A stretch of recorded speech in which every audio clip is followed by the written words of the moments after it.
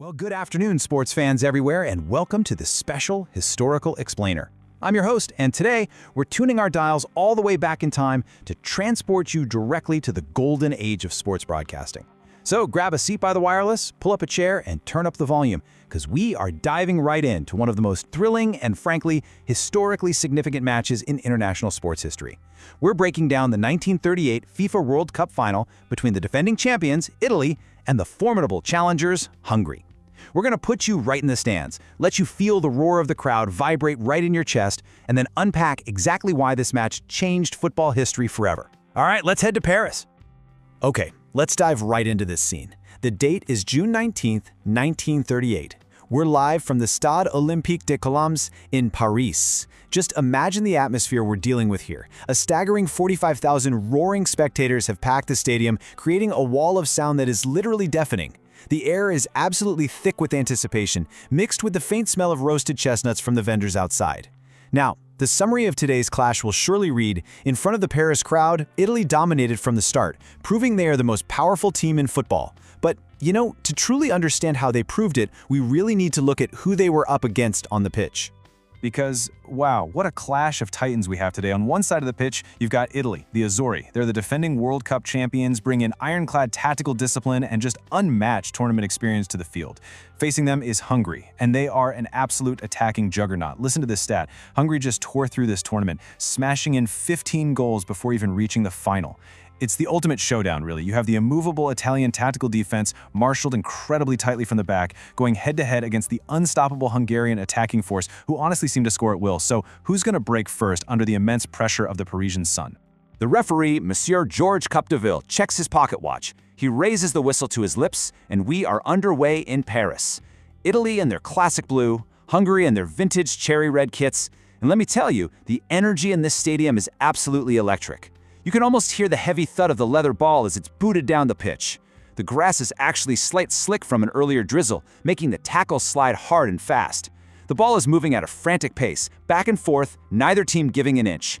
Italy pushes forward, methodically testing the Hungarian lines with crisp passing, while Hungary looks to launch one of their terrifying, lightning-fast counterattacks at literally any moment. Now, what's really interesting to look at here is the absolute frenzy of these opening minutes. I mean, the pace is just blistering. In the 6th minute, Italy strikes. Gino Colaussi finds a seam, unleashes a strike into the back of the net, and the Italians draw first blood, 1-0. But wait, Hungary rushes right back down the pitch, stringing together a beautiful series of passes, and barely 2 minutes later, in the 8th minute, Pale Tikos fires a rocket of an equalizer, 1-1.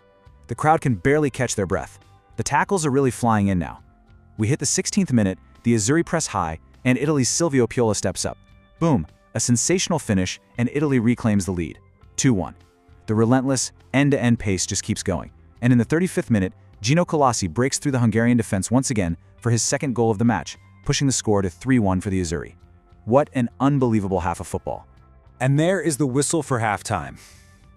Whew, listeners, take a deep breath yourselves, because the players certainly need one. The scoreboard reads a commanding 3-1 in favor of the defending champions, Italy.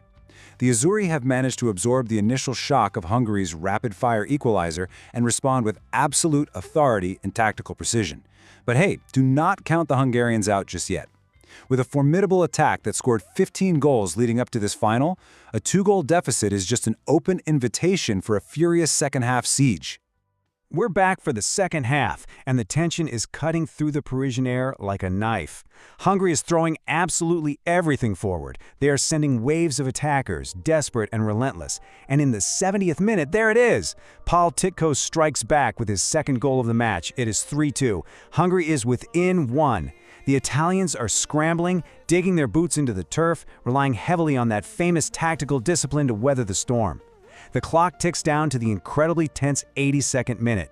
Italy manages to regain possession in the midfield. A brilliant sequence of passes, the ball finds Silvio Piola, he shoots, and he scores. Piola secures his second, extending the lead to 4-2. The Italian fans in the stadium are absolutely going wild, waving their flags in total jubilation.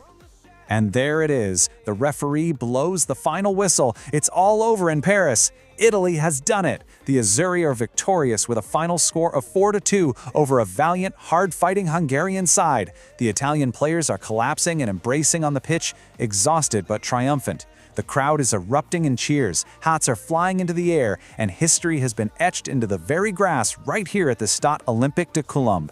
What a spectacular display of football. Okay, let's just breathe for a second. Let's step out of the announcer's booth, swap our vintage microphones for our analytical lenses, and take a look at the anatomy of the match we just witnessed. Let's break down this chaotic scoring timeline together. 6 goals in a World Cup final is extraordinary.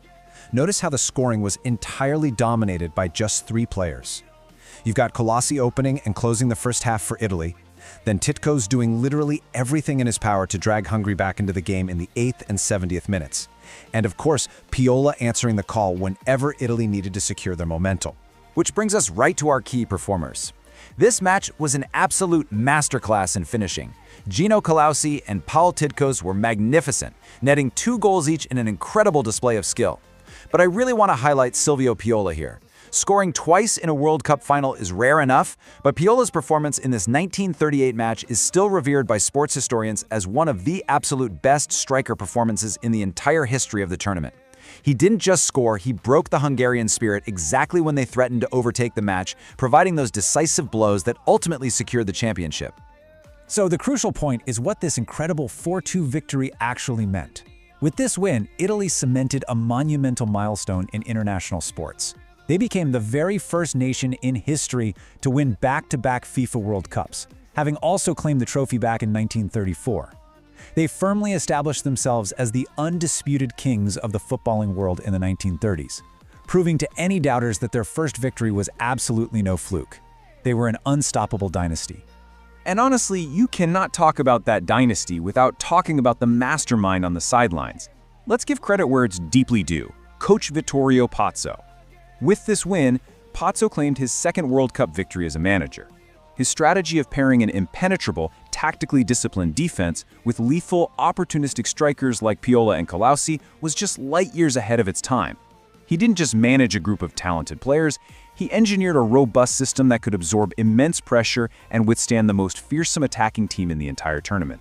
But, as the confetti settled in Paris, the world outside the stadium was rapidly, tragically changing.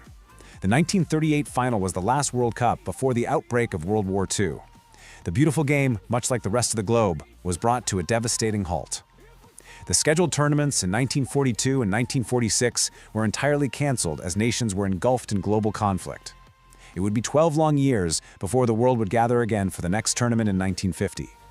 So the roar of those 45,000 fans in Paris was, in many ways, one of the last great collective cheers of peacetime Europe. Which leaves us with a profound realization and a real question to ponder. When we look at Italy's dominant back-to-back dynasty of 1934 and 1938, we have to ask, how did that 12-year World War II pause alter the history and evolution of international football? Think about it. Would Vittorio Pozzo's Italy have won a third? How many legendary players lost their prime years to the global conflict? The 1938 final wasn't just a football match. It was the closing of an era. Thank you so much for traveling back in time with me on this explainer. Until next time, keep exploring the history behind the headlines.